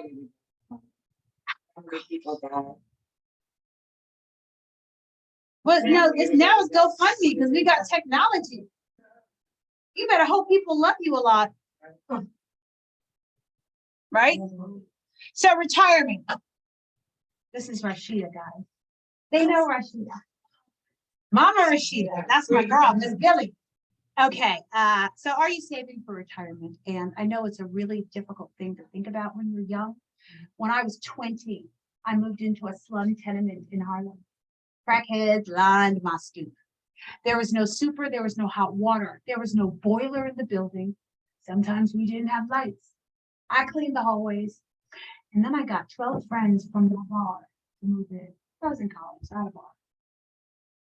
College bar to move in. And they were like, so what I did is I got a boyfriend, a contractor, and he fixed up my apartment. My rent was $175 a month, 1983. He fixed up my apartment. I had a big party. Everybody wanted in. The manager said, she was managing for the city. She happened to be my mama. She said, if you want in, I'll give you 3 months rent free.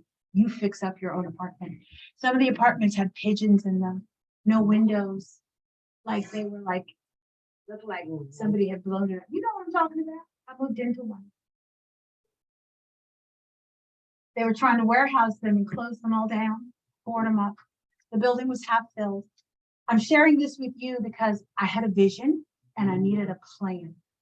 I didn't understand what retirement was at 20, but I worked freelance only because I didn't want to work for anybody. So my jobs were sporadic, and when I could, I'd make a lot of money, but I spent a lot of time not making money. And I knew that my mother's story of working for the city and retirement was not going to be my story. So I moved in. I knew that the city had these plans that if you studied with them and learned management, you could buy your building. I had a plan, I had a vision, then I had to get creative. So I had a party. I got 12 people to move in. We swept hallways, we put out garbage. We bought the building 12 years later. So what's your plan? You don't always have to have money, but you have to have a plan. I'll say that again. You don't always have to have money, but you have to have a plan. If you want to be good. I wanted to be good. I didn't know what retirement was. Well, guess what? Here I am. I'm like, damn, that went by fast. So what happens with time? Use time as your equity. Okay, use time as your equity. Happens with money, happens with bonds, savings bonds, right? The more time you have it, the more money it's worth. Real estate is that way too. How many of us have family that has property somewhere, but they can't get it because it's in probate and the family's fighting over it? And what, you heard about those stories in your family? No, you haven't heard about those stories? No. Yep, they didn't get anything. Okay. I've heard families, they've got property or aunt, uncle, somebody down south, nobody want, or they're fighting it, or they can't get it because it's in probate, all of that, you know. Property is so valuable.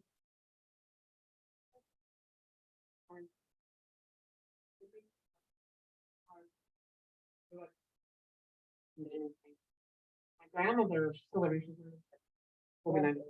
This one. she owns her house. We don't stay forever. My mother owns her house and like, I'm very nervous. I'm like,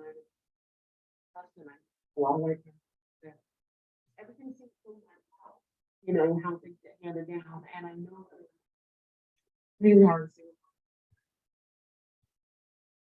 And I know she sees that that is pertinent to us, and that, like, yeah, sorry, it's not work that way. And it didn't hold this in- We're not gonna Okay, answer. sorry. Thank you. I'm gonna, because we worked so hard making it and then we don't put the bow on it to keep it. Yeah. We're not talking about that. So retirement, please consider, what's your plan? I didn't have any money. That was my plan. And guess what? I've been there 40 years. Went by like that. I bought my apartment for $250. That was at 12 years in. So I had 12 years to save up $250 to buy it from the city in this program. We were successful with the program because we had all young people, diverse. You know, young people got energy, right? Them elders hated us. We got the job done. We had too many parties. Music was too loud, but we got the job done. My apartment's worth over $400,000 now. Time equity. Okay, time equity. Property is very valuable. So sometimes somebody may tell you a story. I have a lot of friends that couldn't see the vision. They told me no, they weren't interested. Now they're 60, 62, and they're going, damn, I sure wish I. Wanda, look at that neighborhood. Everything changes. Nothing will ever stay the same. So if you're looking at things and you're seeing it as is in real time and you can't see 10 years beyond, I feel for you. I feel for you. Okay, you have to have vision. I want y'all to think about that money thing, You know what? how much it'll take. Vision. Hmm? And it's hard.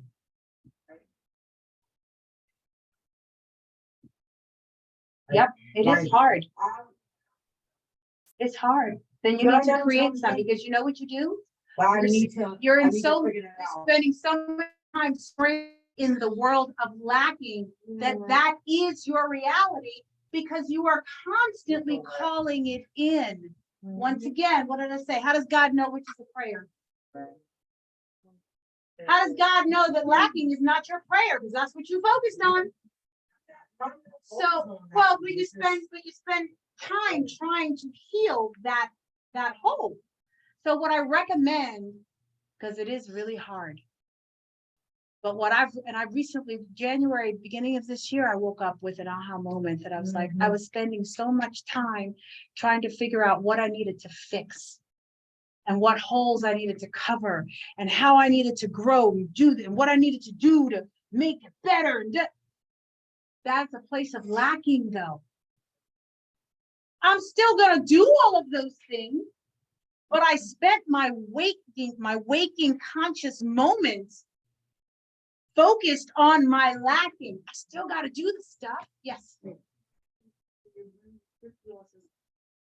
Will trick you out your spot. And that becomes your reality and you never get out of it. So my recommendation, because it ain't easy, once again, you got to reprogram. And yet you still have to fix where you are. So fix where you are, but take some time to start teaching yourself how to get out of that. So what does that look like? YouTube is great. Motivational meditation. It sounds really hokey, but guess what? You got to change the thinking. You gotta change the thinking. And I gotta tell you, it's a trend right now. And if you go on YouTube, there are so many satisfying support systems to help. I've used them to go to sleep, to lose weight. I'll do a sleep meditation in a minute and be shocked like shit that it works. I'm like, oh,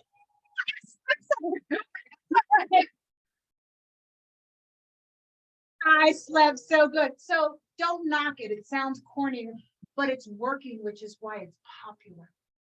Because there is something called reprogramming that has to happen with us. We cannot keep functioning in the same mindset and expect there to be a change. We have to change the mindset. So it is hard. I didn't say it was easy, but when you see it changing, ain't nothing like that shit, okay?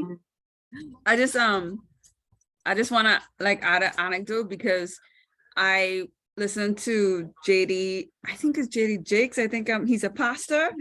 And so I listened TD, right, on YouTube. So you know, like his best quotes or whatever.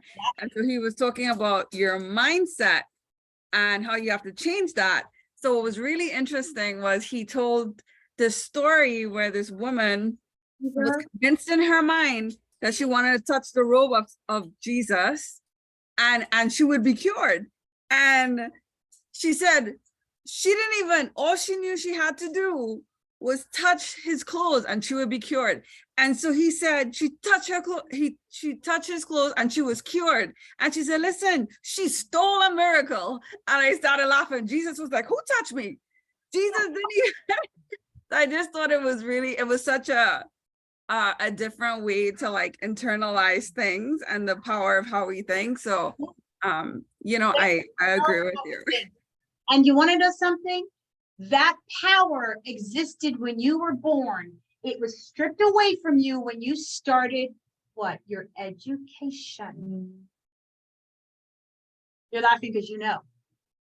Your education, I believe the roots of the word means to extract. Got that? We thought they were putting some in us, right? So that by the time you become a working adult with the stamp of that social security number, you are the right kind of workers. But y'all, this generation right here, y'all are the ones that's gonna change the game. Okay, we didn't have technology back in the day. We didn't know all the stuff that we know now. But we know now. Yes. And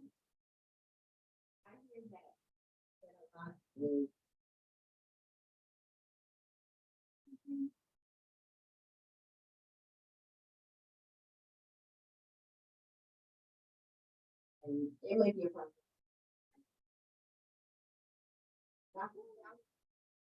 But it's like, I'm doing it. Like, You got time. I'm 61 and I'm still on the road. I'm just saying, but you have the support. Our parents, my parents didn't have the support because nobody believed. They didn't even have the resources or the tools. They had to make them up. They didn't have medicine. They had to make that up too, right? You have the tools and the resources. Generations before you didn't have the tools and the resources. So yes, and you're here in this lifetime. So you got time. You got time. And when you look at it comparatively to the fact that you're gonna live to be 100, you ain't even at midlife yet. So yes, you have time. And it gets so good after 50. I don't care. Just let me tell you that. Okay, you got plenty of time.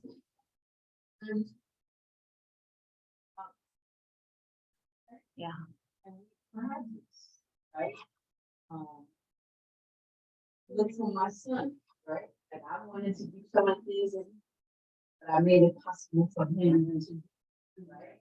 So he went to boarding school, right? So, but we think for my granddaughter to go to boarding school to touch that kind of money and money. It's regular. Right, it's right. Mhm. Right, and it's just about. Yep. Generational mindset, right?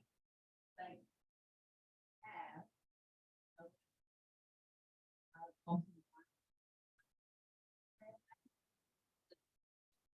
Yes. And you gotta work. You just got to work it differently now. Now we're using technology to create our village, right? We didn't have GoFundMe.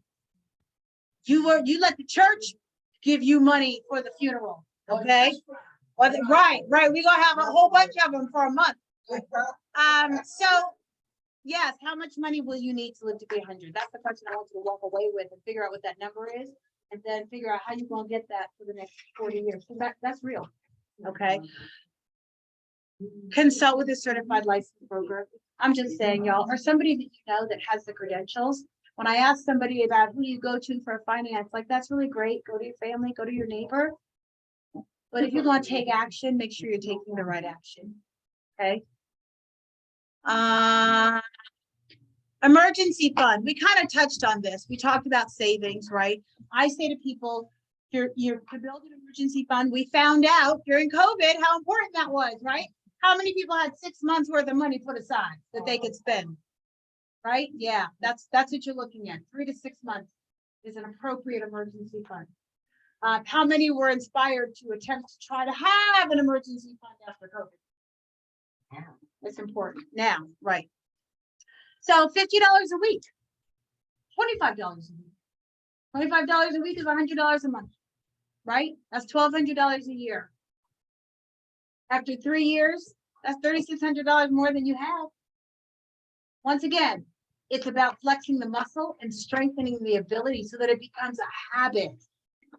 And then hopefully in 3 years, you're making a little bit more money than you were, so you can increase that. And savings isn't something that's just for a short moment unless it's a short-term goal. You really need to understand that you need to be saving for the rest of your life. Just like you're going to be getting your hair done for the rest of your life. Pay yourself first, not the hairdresser. Oh, this is important. And this is, it may not be important, but I just want you to understand, because she was talking about how do we make our money make money? Learning the tools and resources, where to put it. There's something called the rule of 72. And banks use this. This is how they know. Rule of 72 is simply taking the number 72 and you divide it by your expected interest rate that you think your money's going to make, or whatever you're being told, right? And let's see, by the rate that your money is earning to determine the number of years it will take to double your money. So if you are at 4%, you've got $10,000. What this is saying is that it'll take you 18 years to double your money if it's making 4% interest. Is that satisfactory for you? Right. It is if that number was $500,000. 4% might not look so bad. But if I only got $10,000, I'm not going to grow it very quickly at 4%. And banks don't offer 4%. So where are you going to put it? What are we going to do? Right. So at 8%, it would take you 9 years. So which is a better value? You understand? So these are just things that you need to look at. What is your interest rate? Right. The plan. Right. But wait, how do you get compound interest? Like, how are you? Great question. Because it's not a savings account based on the numbers, right? Here we go. Here, you consult with a certified licensed broker. Okay, got you. Because anything else you're going to risk, and you know, the licensing part holds me to a very high standard. It's a regulated industry. I have to be bonded. Like there's a whole, you know, thing that goes with it, and I have to work with a certain system. Do you have one? I do. I do. So anyway, I just wanted to show you that there is a formula. Compound interest. It happens in life insurance policies. Okay. That's one of my favorite places to work. It can happen in annuities, which are often retirement plans. Compound interest means that your money is making a certain amount of interest, let's say for that year. And that interest goes to your money, and now you've got a new total. That new total is going to earn interest the next year. That's not usually how they do it. Usually they take what you're putting in, they add interest. Over here, and they take what you're putting in, and that'll be interest again next year, and they put it in the interest pile. They don't add it to your principal. Oh, okay. Understand? So Yeah. I want to make money on my interest. That's what compound interest is. So let's talk life insurance. I believe that we are wrapping up. Just a few statistics, and these are from 2018. that more than 67% of bankruptcies are directly tied to critical illness, even though most were covered by traditional health insurance. Health insurance is never going to cover everything that you need. Okay, so where are you going to pull the money from? Things to think about. Okay, that's a good idea. If I can You just, could, if you have one. I'm fighting breast cancer. I'm winning breast cancer. Yes. But I had so-called thought I had some of this stuff together, lots of savings accounts, whatever else. I have health insurance. I am wiped clean. So I just like, if I don't have children, but a niece or what, if anybody like, I will use my last breath to tell people to have an emergency fund, because I'm fortunate I run my own business. Like I can kind of control, I can move stuff, but I thought I was so excited. I'm like, I'm gonna buy a place, I'm gonna do whatever. It's gone. Gone. Look how great that you had it. Yeah, for you, that you even work for. Yeah. And I'm lucky, and I'm like I said, I'm gonna beat this thing, but it matters. Yeah. You already have. You Thank already you. have. Thank you. You already have. Okay, so there we go, actual proof.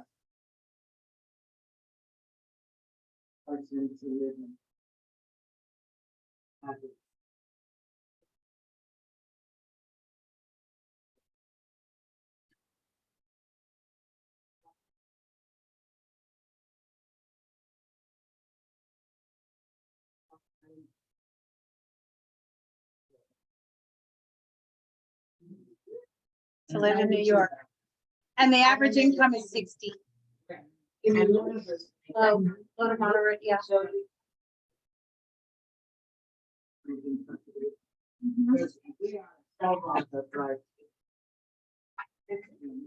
And it costs 90. We have a tendency to want to borrow. We take out credit, whatever. That's what we're taught. And then there's finance with like 20%, 30%, or. Thank you. That you can be covered. So 41% of Americans don't have life insurance. And remember what I was saying about the Social Security, age 65 and older? Nearly, they use about $46,000 a year to live on. Your budget will tell you that, but they're only, but $14,000 in Social Security. So how do you do that? You do the math. That math ain't mathing. That math ain't mathing. Life insurance. We're gonna wrap with life insurance. I am a licensed life insurance broker. So broker versus agent. An agent works for a company and can only find plans within their company. A broker works for his client and can shop any financial company in the country to find the best plan for you. Okay, just let's be clear. Temporary versus permanent. Sometimes people need temporary. That would be term life insurance. You ever heard of term? That means that you have it for a period of time, 10 years, 20 years, 30 years. It is never my first recommendation. However, sometimes it's necessary because you will get nothing from it other than a benefit if you transition, which sometimes is all you need. You know, sometimes that's all you need. Life insurance can be used to protect your income as a death benefit and mortgage protection. It's recommended to buy life insurance while you are young. Hello. And I'm talking, when I say that you are young, I'm talking under 40, under 30. That's when you should buy life insurance. Because you will pay a quarter of what everybody else in this room is paying.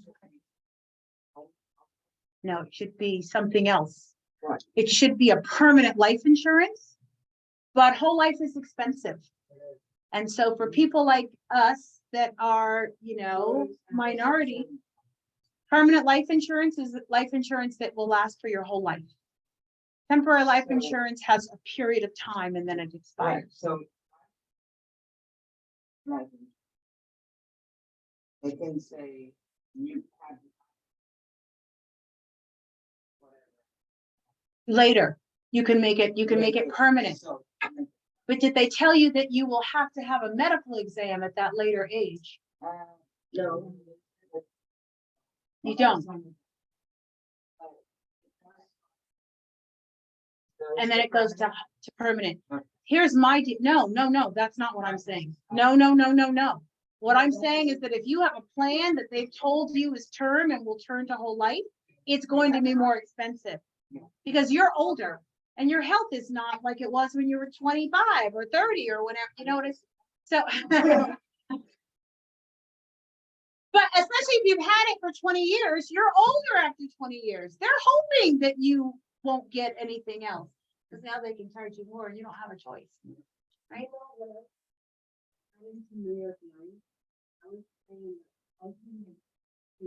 Yep. Yeah. There you go.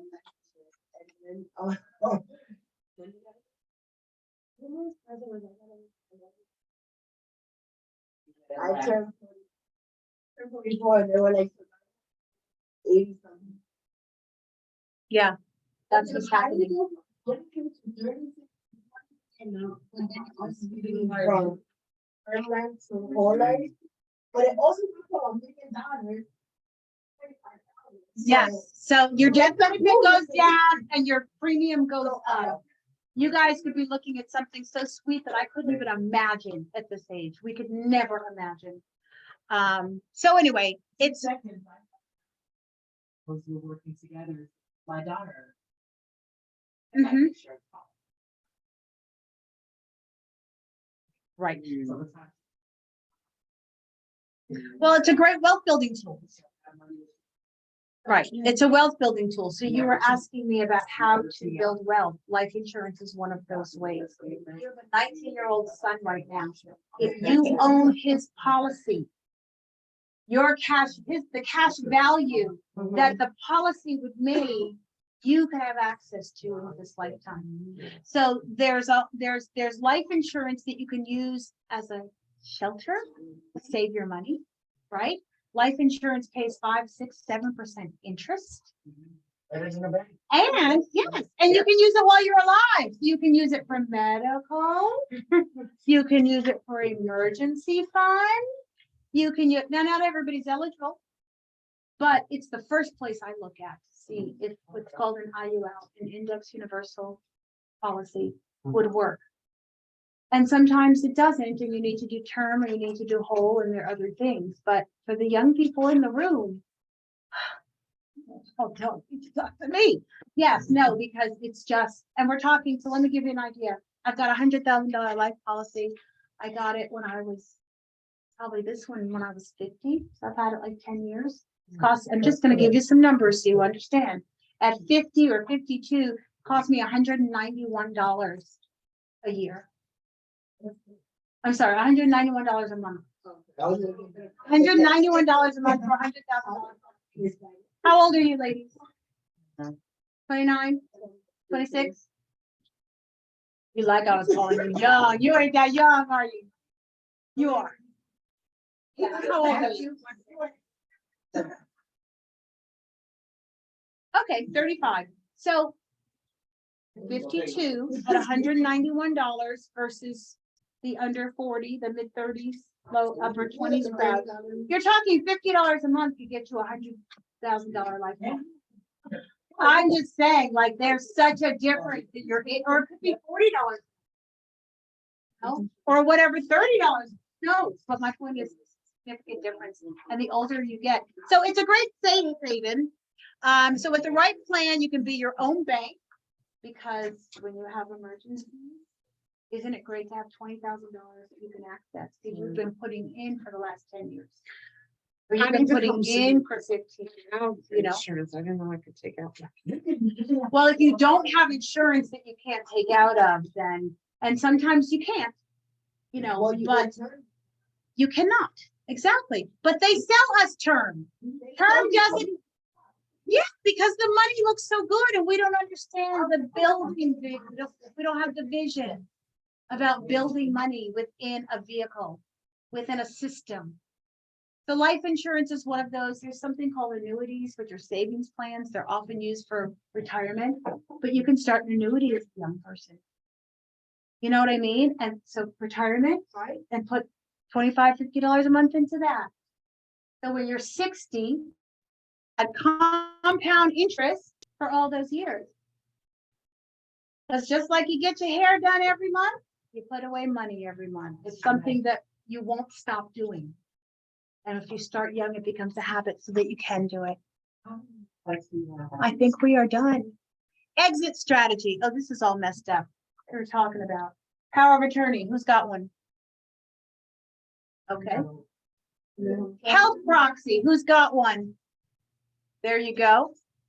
Will and testament. Who's got one? Good for you. Irrevocable trust.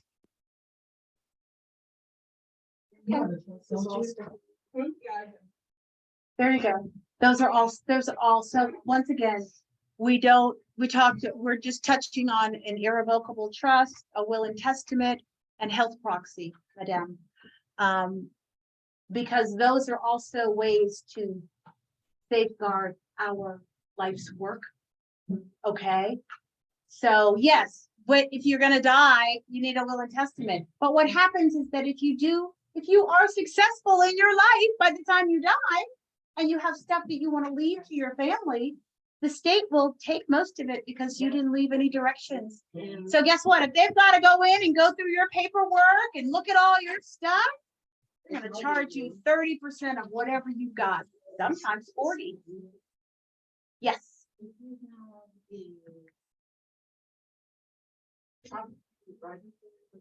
Yes, you cannot notarize a will. Which is why your will has to go through an attorney or some type of system that can register it with the state for you, or else it's not valid. Yeah, the days of like putting the napkin in the Bible, those are gone. Remember, here she laughs. That's right. That's how it was done. Will and testament. You can do a power of attorney. Please, those with parents, you should have a power of attorney on your parent. They should have one naming you.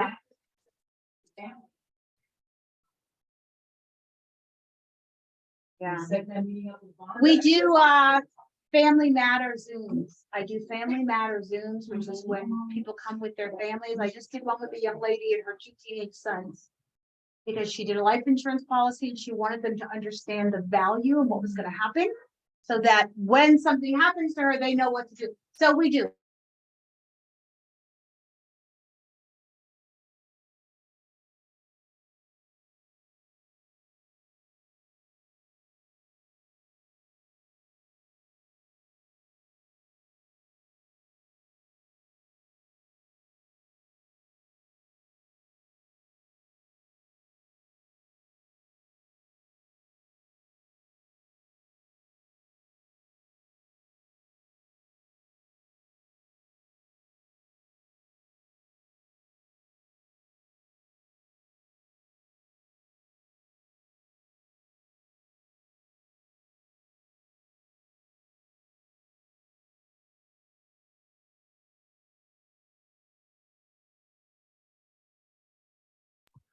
We can't hear you all.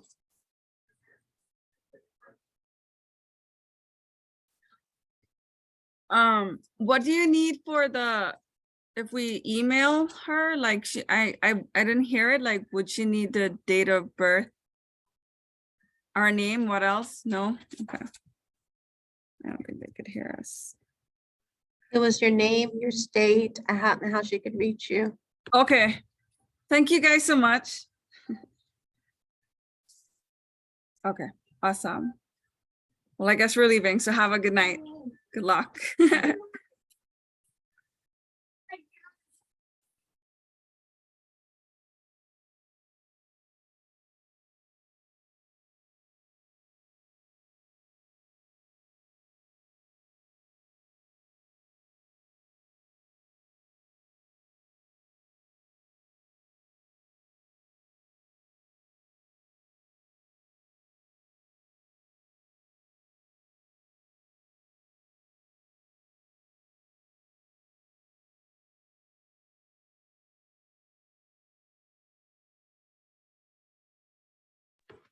We can't hear you.